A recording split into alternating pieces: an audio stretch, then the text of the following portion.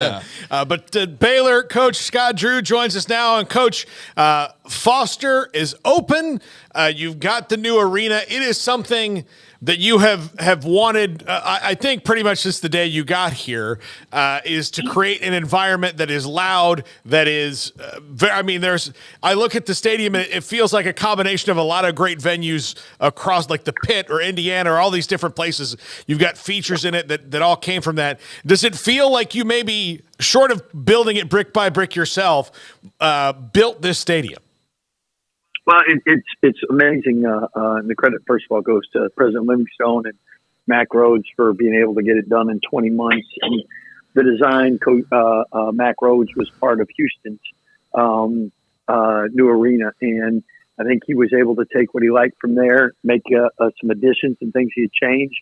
And then we were also the beneficiaries of going after Texas and TCU and SMU and Houston, newest, latest, greatest. And it's like iPhone 10 versus iPhone 15 or whatever it is. So definitely it was a great experience the other night. I hope the fans that were able to be there, a lot of positive feedback, but really it's probably 70% of what it'll be when it's all done. And what I mean by that is once the downtown area construction is done, the restaurants are booming, and then we get everything around the outside taken care of and everything game management wise.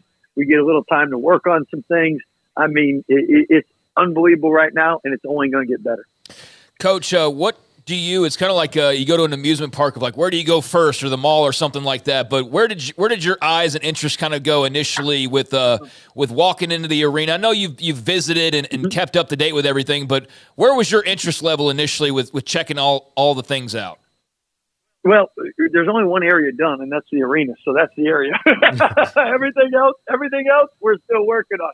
But that's the most important area because that's where we're playing this year. So we went right into there, and the practice gym, the weight room, the offices, they're going to be amazing. But right now, they're storage units and whatever else. So, Gotcha. Like literally every time we would go over there, they'd have to stop construction. So I think I was over there twice before our first day we went to practice. So Hey, we all got things to do, and the last thing they needed is me trying to stop work over there trying to give them advice, I can't even change a light bulb. Yeah, I'm sure you're not like, is it a 90-degree easement here? I'm not sure you guys need to do that. But, Coach, what is the, you have, and part of it was just, I'm not knocking the Farrell Center. It served you well for a very long time. But as far as the construction of it and the way that seats were situated, you were kind of at a noise disadvantage compared to other people in your great basketball conference that weren't. What was it like to feel that noise for the first time?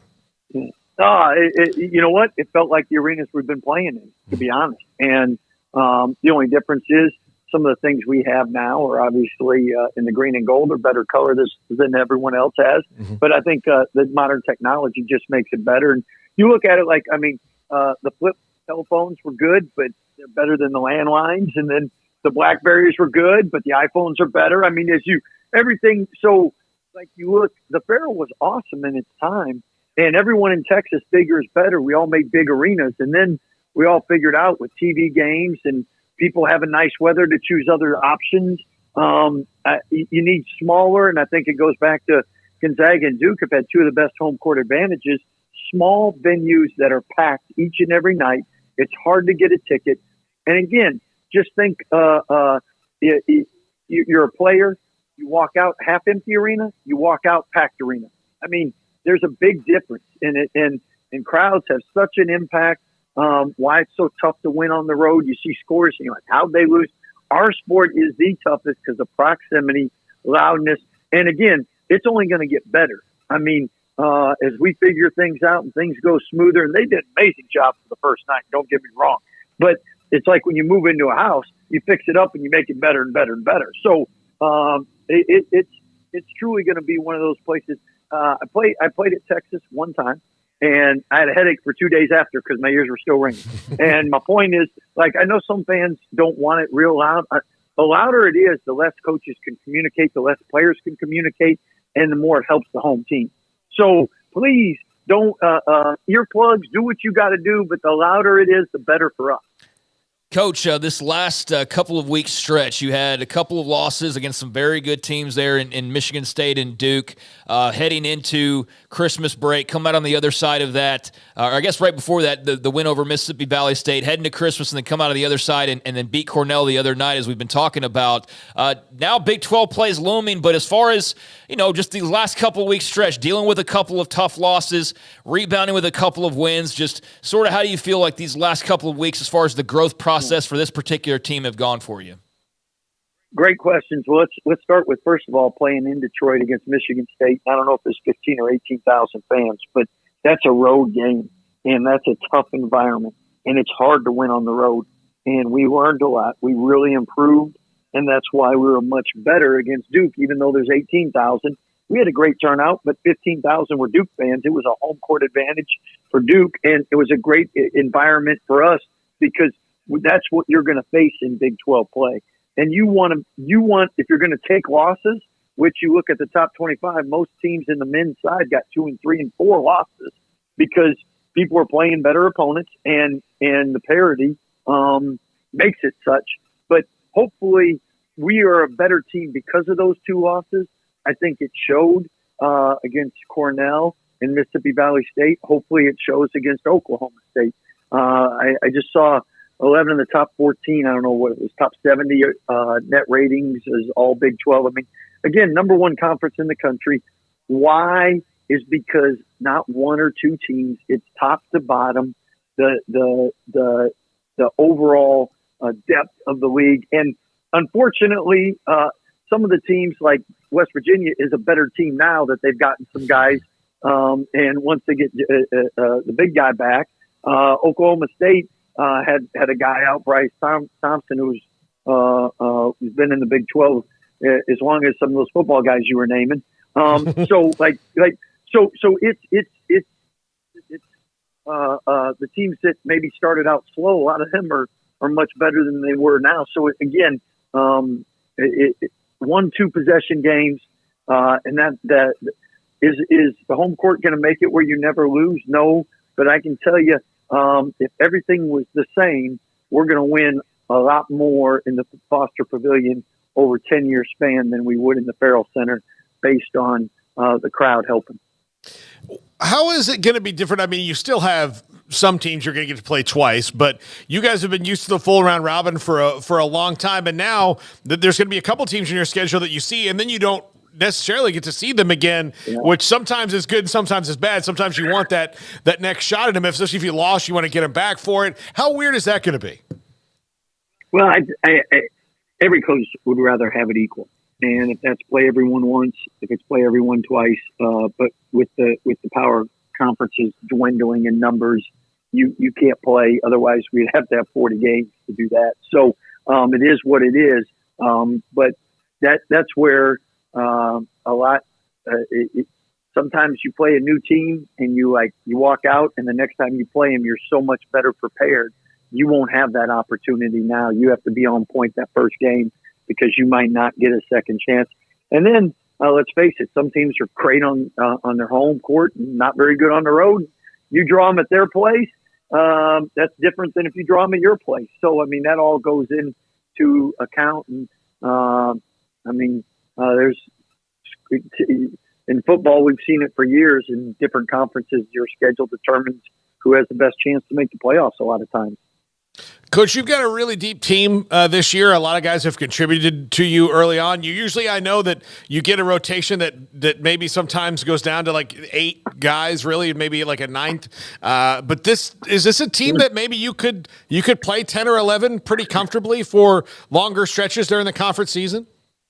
I think we have that opportunity. At the same time, I think that'll be a game-by-game decision. I don't think we'll go in every game we're playing 11. I think we'll go in and we have more cards in our hand. And if we need to play them, we play them. If we don't, we won't.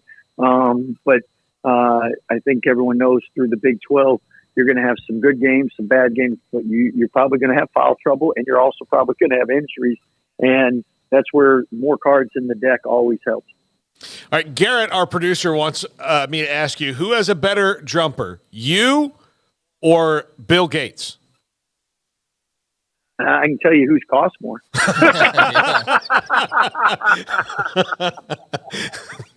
Hey, I tell you, I love seeing Bill Gates wearing that Baylor shirt.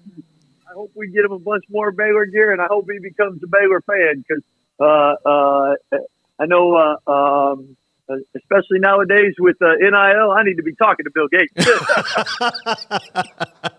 Look, I think that's the dream, right? Is you find someone that just is obsessed with your thing. Yeah, I think that's a great move, Coach. You, as you jump into this you mentioned like the Big 12 is tough. Not only is it tough, you've brought in more teams. BYU, who's your first Big 12 game at Foster, and your second big overall, they're a juggernaut right now. So it not only, and Houston's there, it got tough. I didn't think it could get tougher, and it did. And again, that's a tribute to the Big 12. And those coaches will tell you it helped with their recruiting. The fact that the players knew we're going to be in the Big 12 this year helped them choose the schools they went to.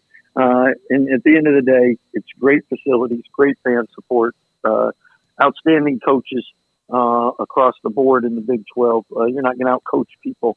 And at the end of the day, you don't win without talent. And we've been blessed to have a lot of talent in the Big 12. A lot of it showing up on the NBA, and it's amazing. I turn on NBA and watch all our former players when I get a chance. But at the same time, there's so many guys on their teams that we've recruited or played against in the Big 12, and you're like, man, there's a reason the Big 12 is really good. We're blessed with a lot of great players. Yeah, not to mention that UCF is 11-2 or 9-3, and Cincinnati's 11-2. So everybody's pretty much winning in the league right now, Coach. Thanks so much for hopping on. Congratulations. I've known you for a long time, and one of the things I've constantly heard you say about noise and fan support in the stadium, and I'm just so happy for you that it's finally come to fruition. Well, I can't thank everyone because it takes a team to win. Everybody played a part in it.